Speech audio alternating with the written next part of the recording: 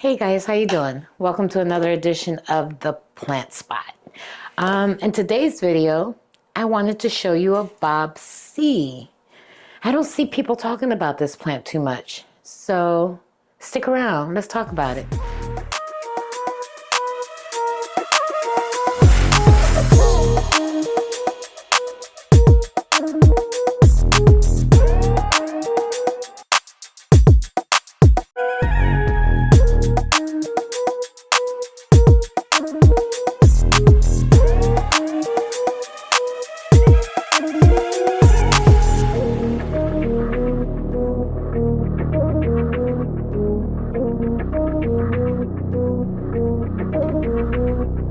Hey guys, as I mentioned in the intro, today we're gonna have a visit with the Bob Cee.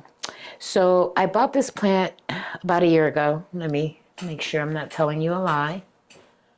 Yes, April of 2023. I believe I got this from Canopy Plants, but don't hold me to that. It was in a tiny 2-inch pot in sphagnum moss. It wasn't even rooted.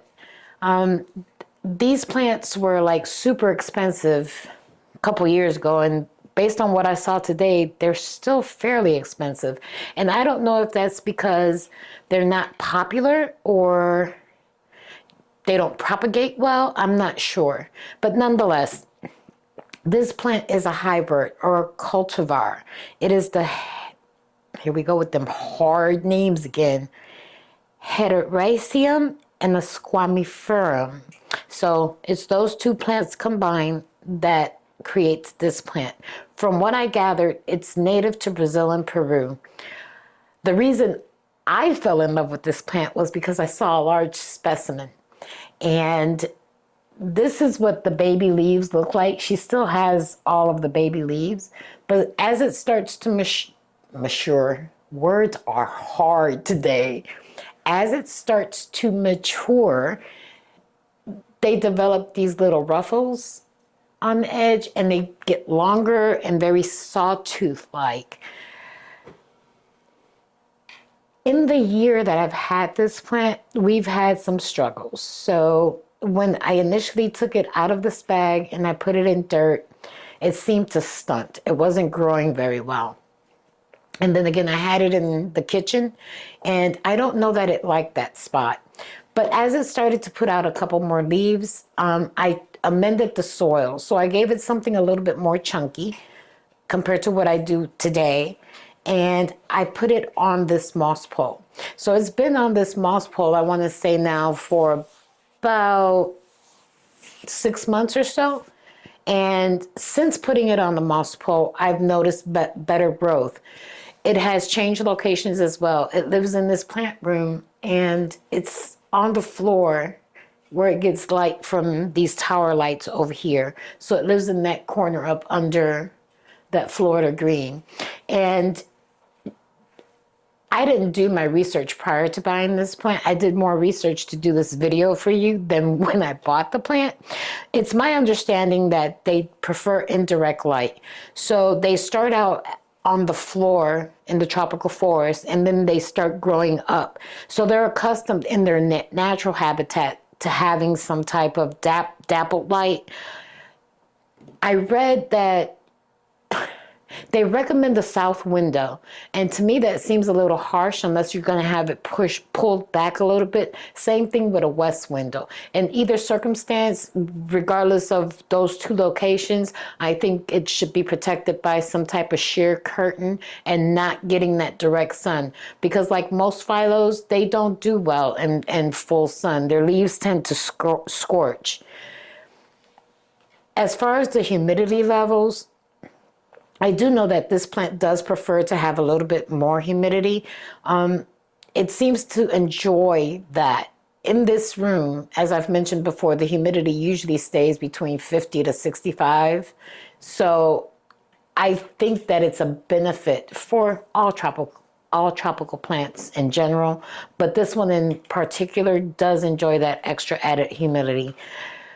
I'm gonna have my husband post a picture of one that looks that's mature, that's actually full grown so that you could see the size of the leaves.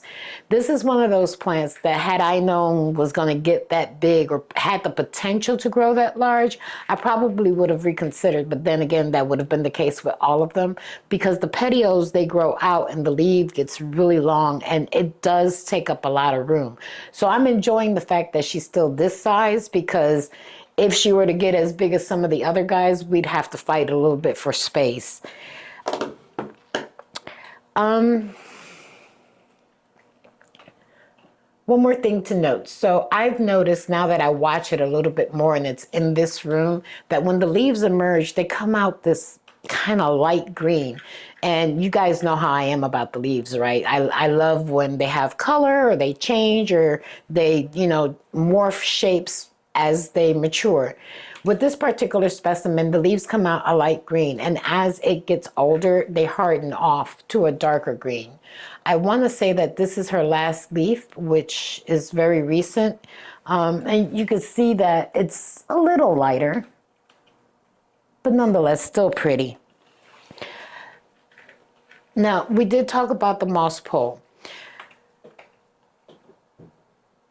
I think it's been my personal experience anyway, that when she wasn't on the moss pole, it wasn't growing as vigorously as it's growing now. I read online that you can actually grow this in a hanging basket. If you have one in a hanging basket, I'd love to see it. But I do know that if you put it with some type of support, if you grow it with some type of support, you're going to get the leaves if that's one of your things. If you like the leaves, then the leaves will mature. As long as the plant feels like it's secure, it's going to give you those big leaves that you might be looking for. Another thing about this plant is that it's super forgiving. So there's been times where I've been a little late with the watering and it hasn't thrown a hissy fit. I have not had the yellowing or, the droopy leaf syndrome, none of that. If I miss a watering or I'm a couple days late, it's a champ. It just bounces right back. It doesn't give me a hard time along those lines.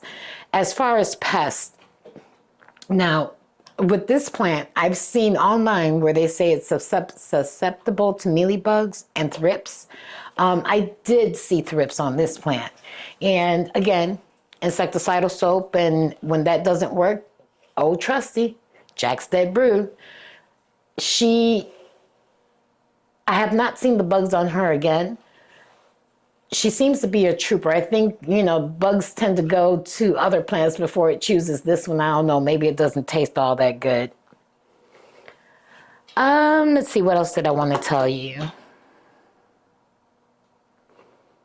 Oh, yeah. Signs of trouble. So, like, if you see your leaves yellowing, we've talked about this before. That could be a sign of underwatering or overwatering.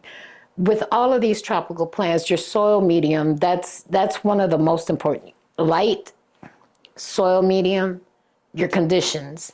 So as long as it's getting good light, you're good. As long as you can water consistently, not on a schedule, when the plant needs it, you're good.